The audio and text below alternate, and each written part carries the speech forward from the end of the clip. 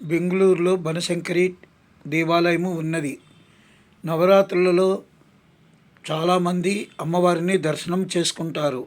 అమ్మవారి శక్తి చాలా ముఖ్యమైనది.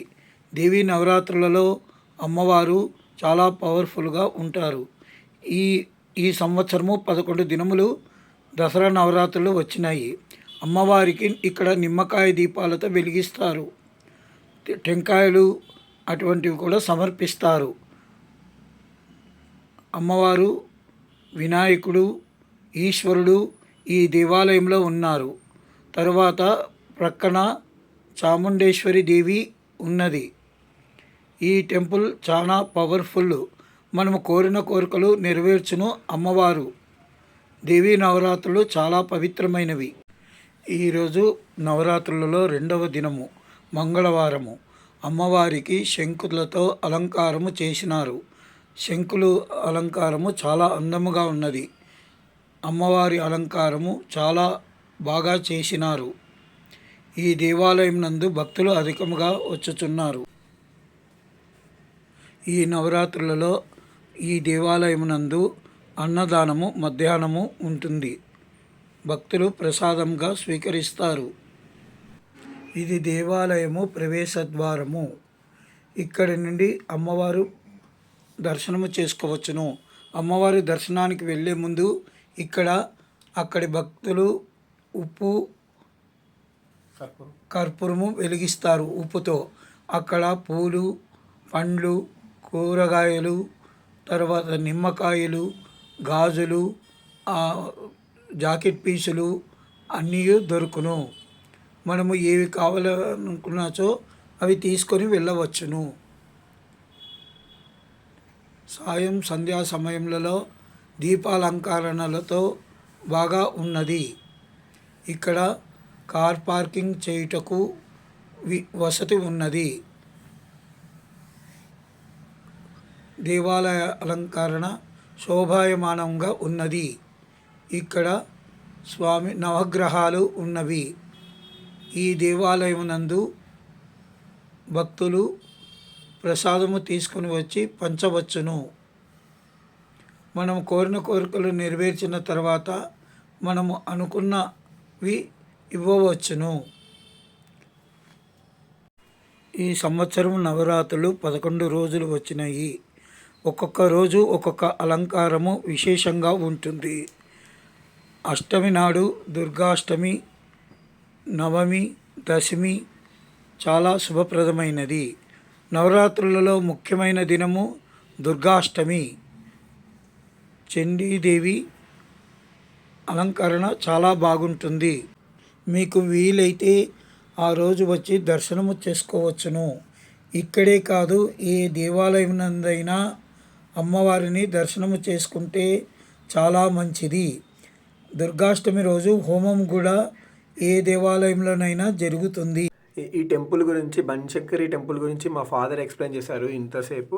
ఇప్పటి నుంచి నేను కంటిన్యూ చేస్తున్నాను. ఎవ్రీడే ఈవినింగ్ ఇక్కడ సంగీతం వాయిస్తారు.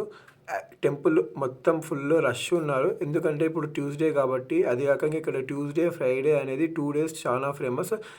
ఈ 9 డేస్ 11 డేసే కాదండి, ఎప్పుడు ఎవ్రీ ట్యూస్డే, ఎవ్రీ ఫ్రైడే ఇక్కడ అన్నదాన కార్యక్రమం ఆఫ్టర్నూన్ ఉంటుంది. ఇంకా బనశంకరి అనేది బెంగళూరులోనే ఒక పెద్ద పవర్ఫుల్ టెంపుల్. అంటే ఏదైనా టెంపుల్ ఏదైనా విజిట్ చేయాలా, మెయిన్ టెంపుల్ అంటే నేను ఈ బనశంకరి టెంపుల్ అని మాత్రం గ్యారంటీగా సజెస్ట్ అయితే చేస్తాను.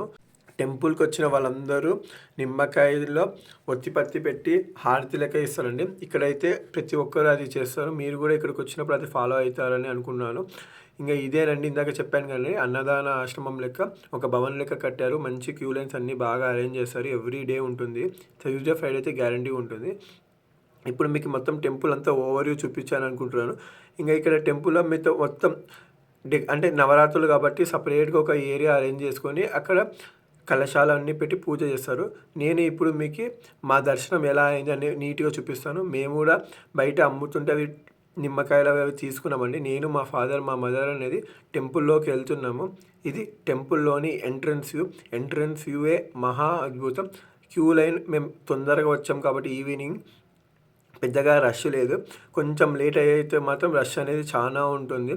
కాబట్టి నా ప్లాన్ నేను చాలా సార్లు ఇక్కడికి వెళ్ళాను కాబట్టి నాకు ఎలా వెళ్ళాలి, ఏ టైంలో వెళ్ళాలి అన్నీ తెలుసు కాబట్టి నేను 5:30కి అలా తీసుకుని వెళ్ళి ఇంకా ఇవన్నీ ఇవి చూపించేయండి నిమ్మకాయలు, ఒత్తులు ఇలా అందరూ ఒక్కొక్కరు తీసుకుపోతండి. ముందుగా ఇక్కడ వినాయకుడు ఉంటారు.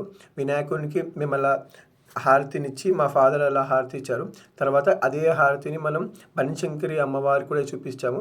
ఇక్కడ ఈ టెంపుల్లోనే మన చేతుల మీదుగా హారతి ఇచ్చే అవకాశం ఉంటుంది.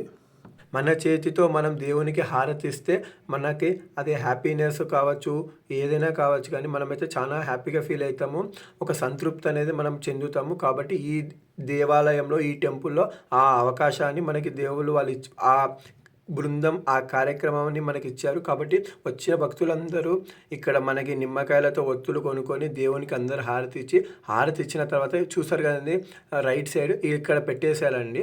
అన్ని దేవుళ్ళకి అందరు తిప్పినాక మనం ఫైనల్గా ఇక్కడ పెట్టేయచ్చు. ఇంతటితో మా దేవుని దర్శనం అంటే ఇక్కడ ఈ దేవాలయంలో అన్ని టెంపుల్స్ అంటే ఒక 4-5 ఉన్నాయండి, అన్నీ చూసాము. ఇక్కడ చూసారు కండి, ఇక్కడ ఒక లైన్ ఉంటుంది.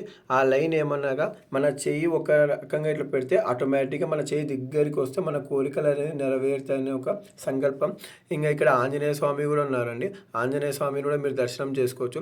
ఇంకా వీళ్ళంతా అరేంజ్ చేసుకుంటున్నారు. ఇందాక మీకు చూపించాను కానీ సంగీతం అది. మేము ఈవినింగ్ వచ్చినందుకు కారణంగా మాకైతే ప్రసాదం అంటే అన్నదాన ప్రసాదం అయితే దొరకలేదు, కానీ మ్యాక్సిమం అక్కడికి వచ్చిన భక్తులందరూ ఏదో ఒక ప్రసాదం పంచుతూనే ఉన్నారు. చూసారు కానీ ఎవ్రీడే ముందు రోజే ఇలా అన్నీ కట్ చేసి పెట్టుకుంటారు అన్నదాన కార్యక్రమంకి. ఎందుకంటే ఇక్కడ క్రౌడ్ అనేది హ్యూజ్లో వస్తారు. వాళ్ళ అరేంజ్మెంట్స్ కూడా బాగా చేస్తారు. ఇక్కడ ఆంజనేయ స్వామి అండి, ఆంజనేయ స్వామి మంచిగా డెకరేషన్ చేస్తారు. ఆంజనేయ స్వామిని కూడా, ఆంజనేయ స్వామి పక్కన అమ్మవారు కూడా ఉంటారు. ఇద్దరిని అమ్మవారు చేస్తారు. వీళ్ళు ఏం చేస్తారంటే నెక్స్ట్ రోజు మన బనశంకరి అమ్మవారికి ఎలా అలంకరించాలి, ఇదైతే పూలతో ఇదైతే పండ్లతో, మేము వచ్చిన రోజు శంకులతో చేస్తారు. ఇది పూలు పండ్లు కలిపి అంటే ఇందాక చూపించాను కానీ పండ్లు, దీనితో ఒక యాపిల్ మధ్యలో ఒక పువ్వు అలా అలంకరణ దండలు ముందే తయారు చేసుకుంటున్నారు వాళ్ళైతే.